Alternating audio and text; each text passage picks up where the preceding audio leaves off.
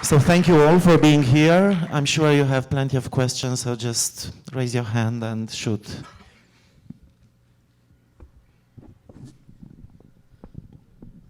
Okay, over there. Hey, how's it going? Congratulations, beautiful film. I had a couple of technical questions. How long were you shooting for? And what kind of equipment and how big of a crew and what kind of budget? Oh, so you want to start with the technicals, okay? The question was related to the technical details of the film. How many days or weeks they were shooting for the film? How big was the crew and stuff like that? Yeah. What else was it? The budget. You know the drill. Oana, please. Honestly, I don't remember how many days. I think there 31. were around 30, yeah, 31 or 32. We shot. We shot on Alexa, but HD, yeah. HD Ari Alexa. Yeah, but we were. At least me less, but they were inhaling a lot of smoke. So that's why you like the. You see the difference of the texture of the image. So, and the budget is 1.2 million euros.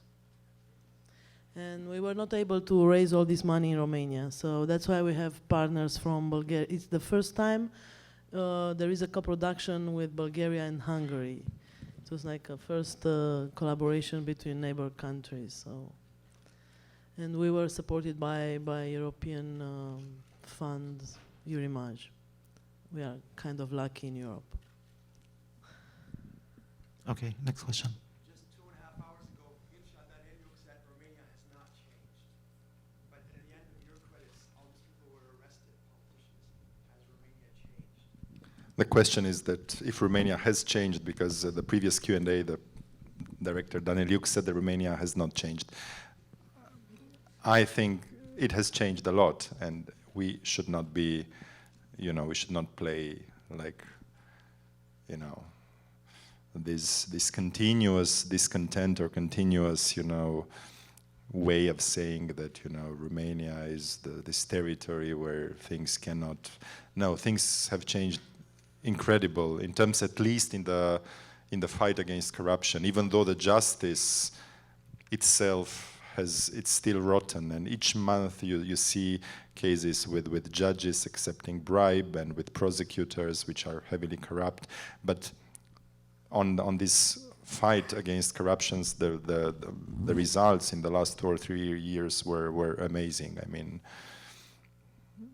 I think it has changed a lot, and when I started the whole research, when I looked back at those years of 13 years ago, I had this crazy feeling that I was living in a country, but I did not know actually what was the background, what was all this war between secret services. I could not imagine that I was living in a country having 7 secret agencies fighting one against each other for economic domination, for access to information, to power, to money, and so on. Okay.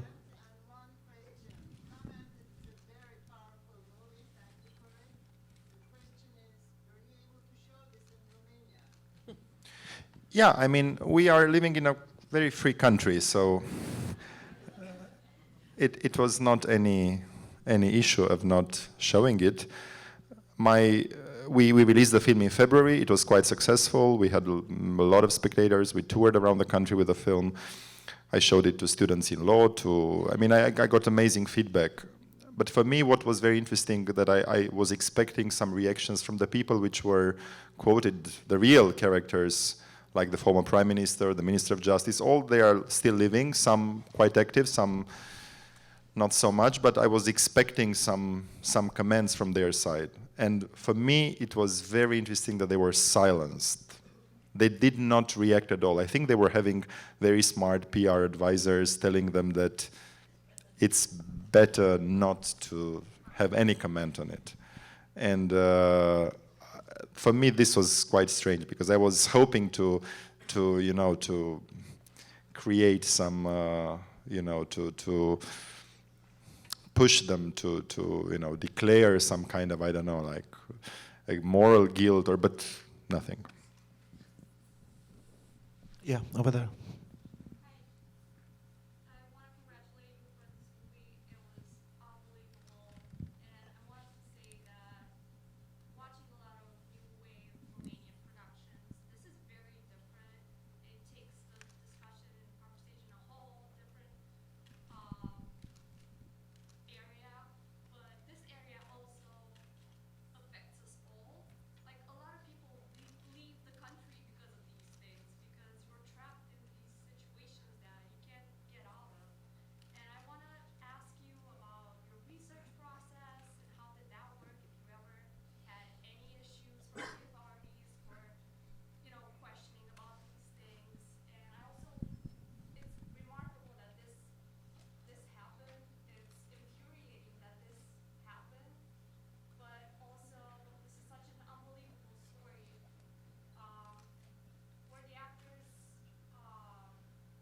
did they interact at all with the real people that were involved in these things, or how did everything plan out? It's still pretty recent, the wounds are still open, and I think you guys had a remarkable story, and you put it out. Thank you. Regarding the research You period, do the. Yeah, so I will try to sum up everything you said. So it's a very powerful film, but on the other hand, it feels so different from the other films of the new Romanian, of the new Romanian cinema. And I know there are also many people and young people who left the country because of the corruption and the things that happened in the way things happen in Romania, the way they are depicted in this film, and it is very infuriating and unbelievable. So my two questions: one was related to the research process. If you had like any problems when doing the research in order to find out what really happened and how things really went on back then. And the second one was a question addressed to the actors, if they encountered or if they had any like meetings with the real characters, well, except for the characters played by Emilian, who of course is dead. The other characters depicted in the film are alive. So the question was if they were like encountering the real characters so they can get inspired, or I don't know, find some inspiration in the way they were acting. related to the research, I started in 2007, and the main reason for me doing this film was that I've experienced quite similar kind of experience. So for me, it was very personal film. I've been working for Romanian television as CEO for 2 years, between 2005, 2007, and I resigned after 2 years, and I felt like it was a very strange experience for me because I was maybe too young, maybe too naive, too idealistic. I somehow shared the same values as this character, trying, to change the world and hoping that everybody would follow me. But I've experienced a quite tough life lesson there, dealing also with politicians, with the Secret Service, blah, blah, blah, blah. So at the end of the day, I wanted to make a movie. I wanted to find a story which would be very appealing for myself and which would be somehow would relate to my experience. And I remember this story, and 5 years ago in 2002, I chopped a lot of articles from newspapers, and I remember that there is something with this story. So I started to research. I read a lot of things from the press. I started to meet the aunt of the prosecutor, Lele or Leka, who was living in another city, and they gave me a lot of information. And it was a long process because the reality was so strong. And for me, it was somehow I felt that it was hell of a job to make a film with such strong elements rooted in reality, which for the moment, there were stages of the research process which I was thinking like, this could be a documentary as well. So I felt the need to fictionalize, but I didn't know where to start and how to do it, especially because I did not have any access to what has happened in reality in the last 10 days of the main character. Nobody could told me like, yeah, he had a nervous breakdown, he was very lonely, he didn't want to share anything to his family, I mean to his aunt, to his mother who came in the very last day at his apartment, to his girlfriend, so he was very lonely. And finally, the only, let's say, official sources, I got a sort of an access to the real files, which I read like 3 files which were done, the investigation done after the suicide of the real prosecutor. But all what I read there was like just a desperate attempt from the official prosecutor who analyzed the suicide, just to prove that he was like mental, like a person who had mental problems. And it was actually the first case in Romania of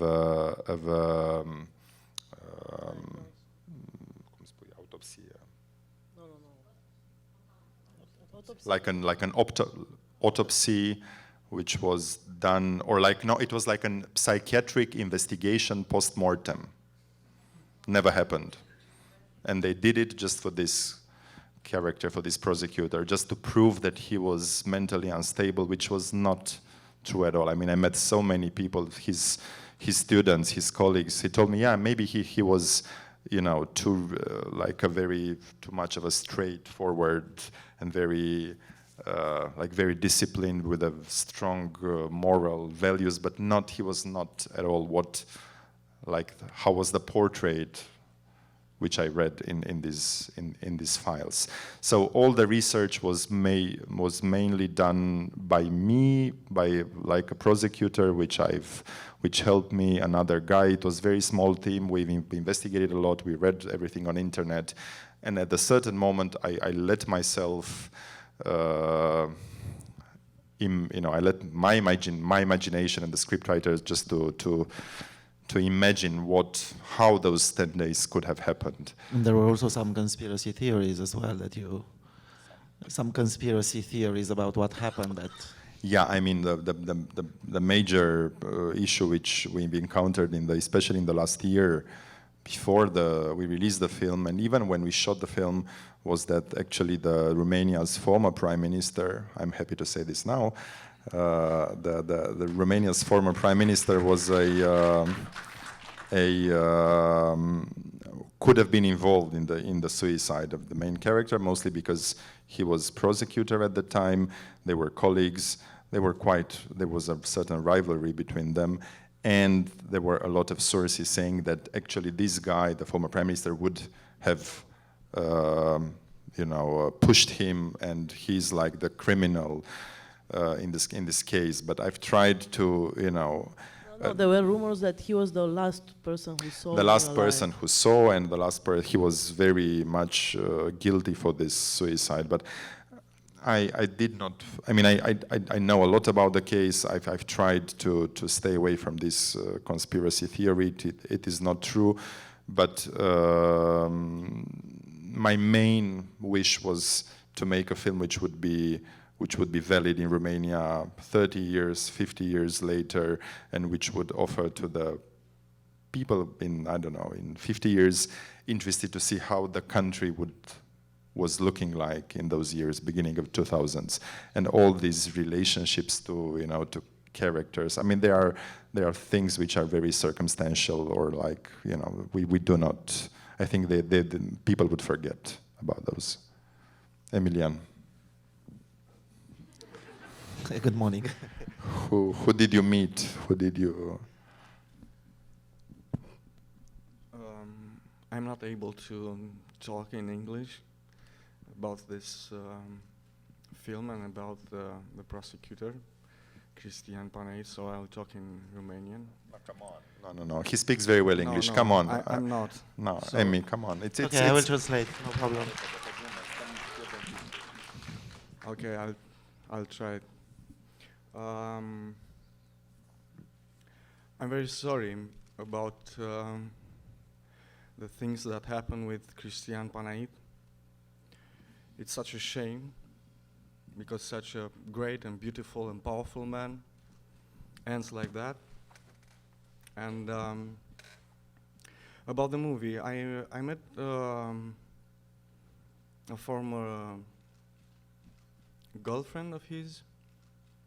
I met 2 students of his. I met a prosecutor who was in the same, he was a colleague of Christian, and I tried to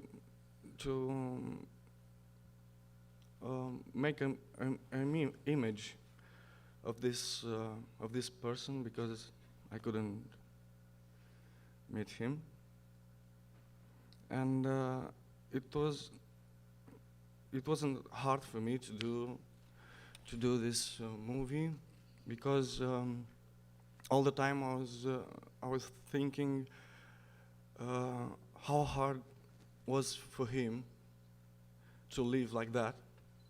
So for me, you'll be ashamed to say that, oh my God, it's such a, you know, and I'm honored to tell that I'm telling his story. Okay.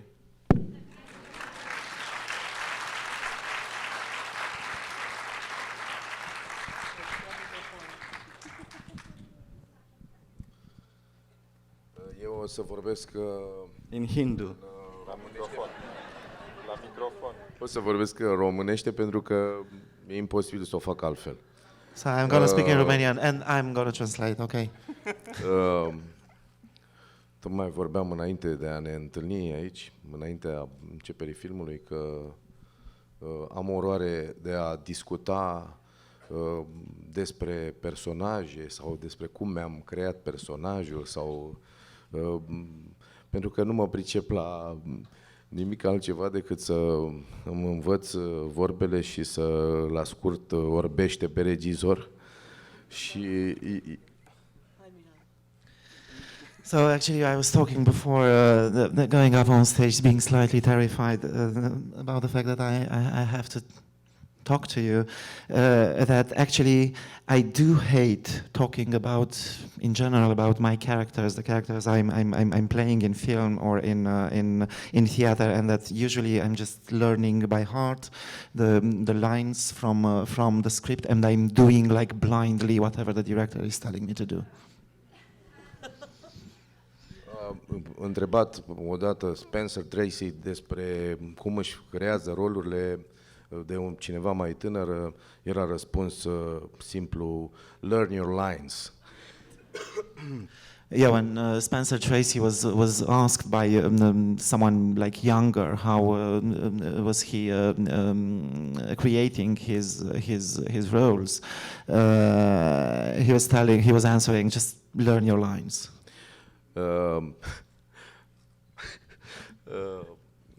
Despre personajul meu nu pot să vă spun, n-am avut de unde să-l cunosc pentru că încetase din viață și tot ceea ce am aflat despre el, în afară de faptul că era o fiară,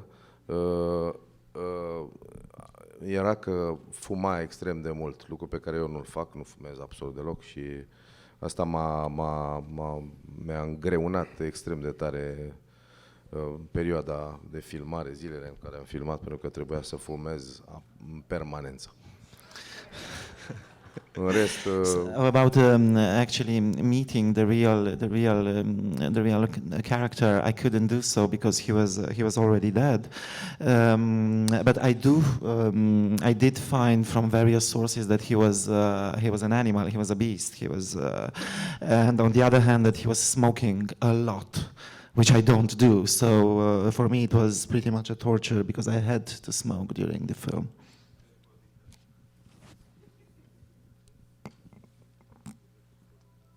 Okay. Over there, yeah.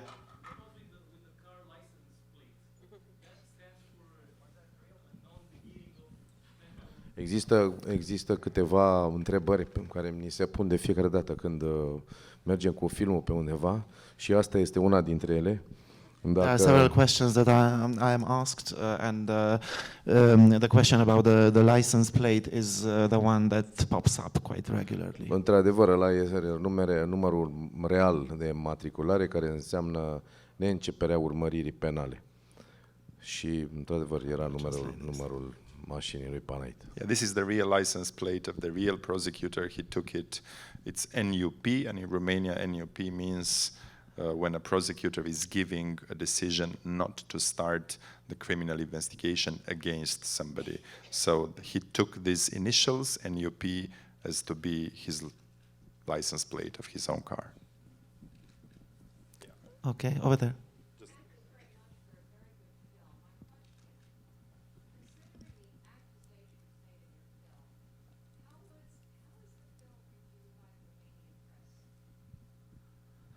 So the question is, considering the accusations from this film, how was this film viewed by the press in Romania? I told you we were either fortunate or unfortunate to release the film in a moment when the political tension was very high, when there were a lot of arrests performed by the anti-corruption prosecutors. In a couple of months, the former prime minister was put under accusation. The mayor of Bucharest was put in jail. Number 2 in the Bucharest police was in jail, and so on and so on. So we got great reviews and so on, but also we got this continuous discontent of not seeing the prime minister being more heavily accused in the film, which I didn't want to. It was not the subject of my film, the destiny of this man, and it was a story centered on this prosecutor and not. No, who knew when we started that his former colleague would have been the upcoming Romania's prime minister and so on. So I think all the reception of the film was very much, I think, buzzed, or was like somehow not poisoned but affected by this this connection to the present time in Romania. And we had also one very heavy critic. It was an important Romanian journalist who's also a film critic who imagined this film. I mean, he would have liked to see a film with I think more bloody in a way, in terms like he would have wanted to see all these. He thought that I may be too gentle and too much of a gentleman with those assholes, and he would have wanted to see a film which would have been more punchy, and to see that the prime minister maybe would make a phone call, and but it was a different genre of film which I did not want to do. So we can debate a lot about things which I'm maybe not happy with the film, but he wanted to see another film the one which I've done. Yeah. Oh my God, how many? Okay, so over there, yeah.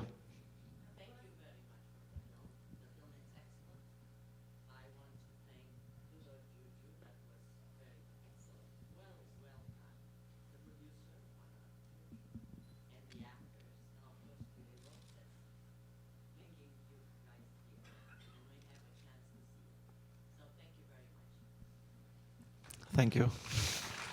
Over there, yeah.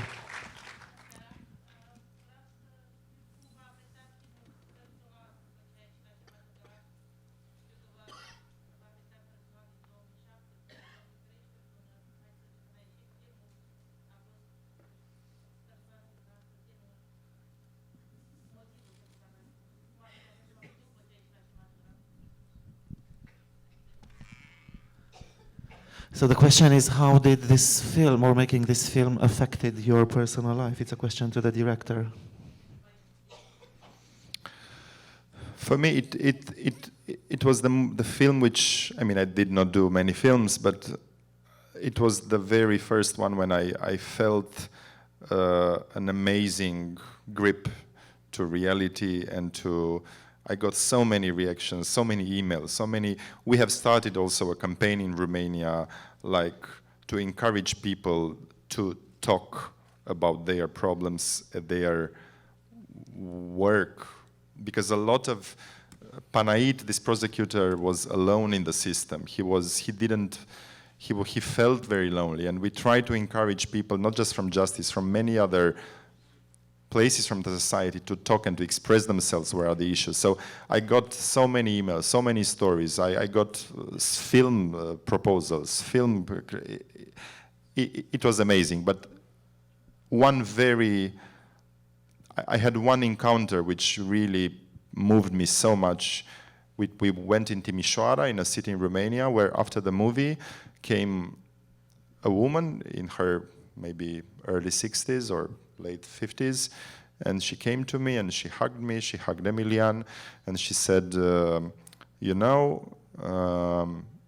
I left Romania 20 years ago. I went to Germany. I went to work there because I knew that there is no hope in Romania. And we stayed in Germany 10, 15 years, but then we thought, let's go back to Romania. So they came back in 2008 or 2009 in Romania. And at the beginning, they were hopeful. And in 2014, they thought, before the elections, they thought that they should just, it was a bad decision to spend 5 years back again in the country. So let's immigrate again because there is no hope. And she started to cry to me, and she said, we have a boy and so on. But in this very first moment after seeing your film, now I feel that actually my decision of coming back was not a stupid one. And I told my husband in tears after seeing your film that let's not go. There is a meaning, there is a way to do, then things will move forward. Romania is changing, so let's stay. And they actually are not, they did not leave, and they are still there in Timișoara. So for me, this was a very touching story. Yeah, over there. My question is specifically for Emilian. I'm wondering if the sex scene was awkward to film, if that was really full on. That's definitely not a question that was put before. Yeah. Well, in Romania, they didn't ask me that. Sorry? What was the question again? Louder. Say it again, the question. The sex scene. What about the sex scene? If the sex scene was awkward for me. Usually not, but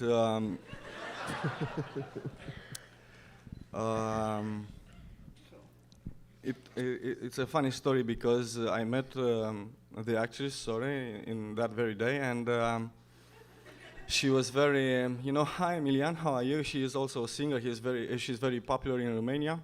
How are you? And she was very, and I was with my thoughts. It's okay, yeah. And I say, I'm fine. Well, let's shoot the scene. And it's a very long. It's a story that Tudor will continue about. When I touched her, she was shivering. Yeah. Yes, she was very. So I said to me, "Oh, girl, you're not so tough." But we also talk in particular, if you want. So Tudor, continue. Tell us more. I realize now that I did not use the first takes which he did in the DVD, because it would have been hilarious. Because I think no, not like that. No, not that story. That story that you and the first assistant. Yeah, we were laughing a lot behind the monitor. So they were having sex, sort of, and we were laughing like crazy. So it was, yeah. But And that's trivia. Let's not. No, they. They left like crazy. Yeah, it's okay. The chairs like literally broke. Huh? Yeah. Ideea e să scenele de sex, ideal e să le faci din prima ca să nu te pună să le repezi de 100 de ori. So his addition to this was that usually in films the sex scenes, it's for an actor it's best to make them right the first take, because the ideal thing is that not to be asked to make them again and again, to make like several takes, just to make one and that's it. Yeah. I have a question actually about the artistic pacing of the movie, which I thought was superb. I mean, I really got the sense of paranoia watching the movie that, like, okay, he's in this darkened stairwell, he's gonna die here, obviously. Or it's like, okay, now he's driving, and there's this black car behind him, they're going to kill him. And then it's like, even at the end, like, he was like eating a dessert, like, at the guy's house. I was like, okay, that's gotta be poison, he's gonna die right there. And I'm wondering, how do you temper that in your film, like, so that the audience doesn't go crazy, or are you trying to make the audience go crazy throughout the film? I wanted the audience to feel like in the head of, not of John Malkovich, but in the, you know, I mean, this was for me the very key thing to achieve, like, because I realized reading so much about what has happened with the real character, I did not use in the film so many things which I've read. If you talk to the real aunt, she would tell you in minutes that actually he was not poisoned, but we do not know who are they. But she keeps telling me when they wanted they pressed a button, he was starting to shaking, on her grandson had a chip inserted somewhere in the head. So, I mean, the conversations with her were like very strange and bizarre, but she was really believing all these. So reading all the facts and talking to these people, I realized that even that there were people questioning that he might have been poisoned and so on and so forth. So I wanted to achieve this kind of a certain stage for the viewers, that they would feel confused, they would not know who's the real enemy and who's the real friend for the main character, and to feel as confused as he was in those moments. We have time for just one question. Yeah? Lucian, you already got one over there.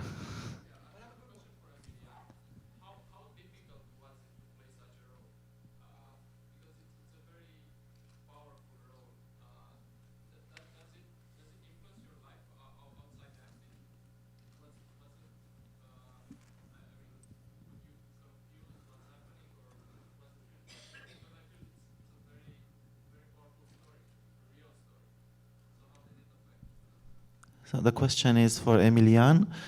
I still want to know, how did this part in this film, which is a very strong and maybe confusing part, affected your personal life?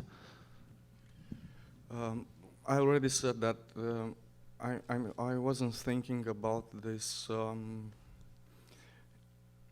Maybe it was hard for me. I don't remember, because I was very honored to tell his story. So all those problems about acting then doesn't matter for me. And after the movie, how does it affect me? Well,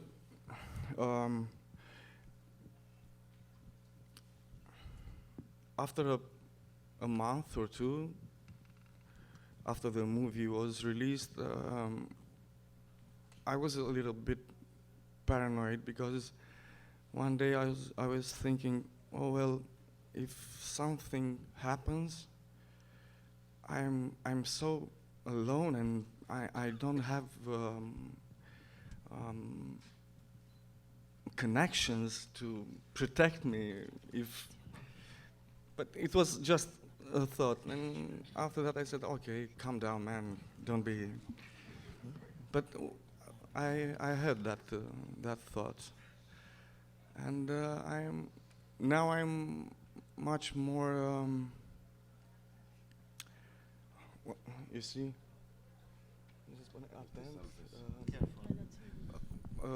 I'm much more careful about the things around me, socially, politically, and things like that. Paranoia is not gone, but I'm okay. I'm a very tough guy. So actually, the last question over there, yeah. Yeah.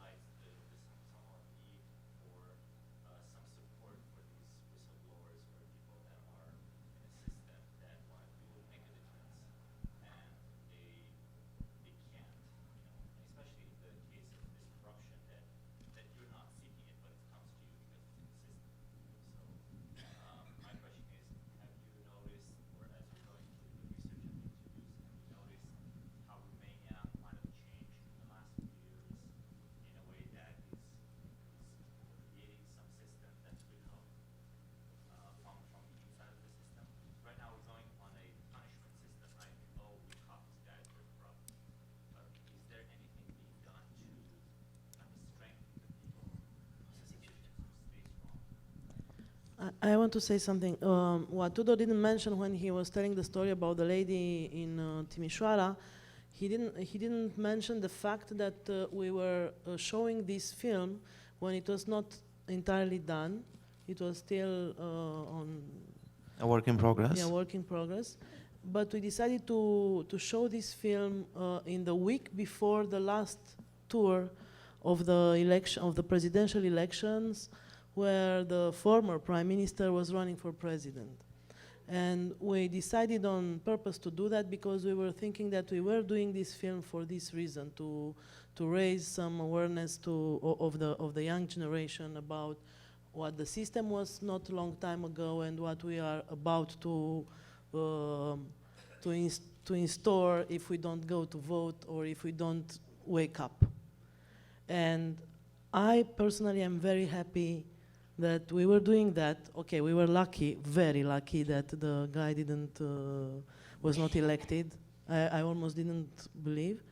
But I think now, after 1 year since then, I'm feeling more confident in my generation, in our generation, the one that we wanted to wake up.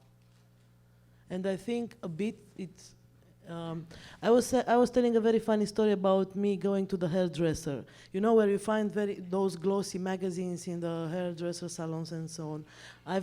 The last time I've been, I received a paper instead of the glossy magazine saying that, please, could you read this, and if you agree with that, please sign this petition. And I said, no, that's not true. I mean, if they do this in the hairdresser salon, then okay, it means that we woke up. So I think something changed, yeah. Tudor, you have something to add to round up the evening? I would rather take one last, and that's it. Okay, the last one. Okay, Lucian, you have the last one. Okay, we're done. We're Okay. done, yes.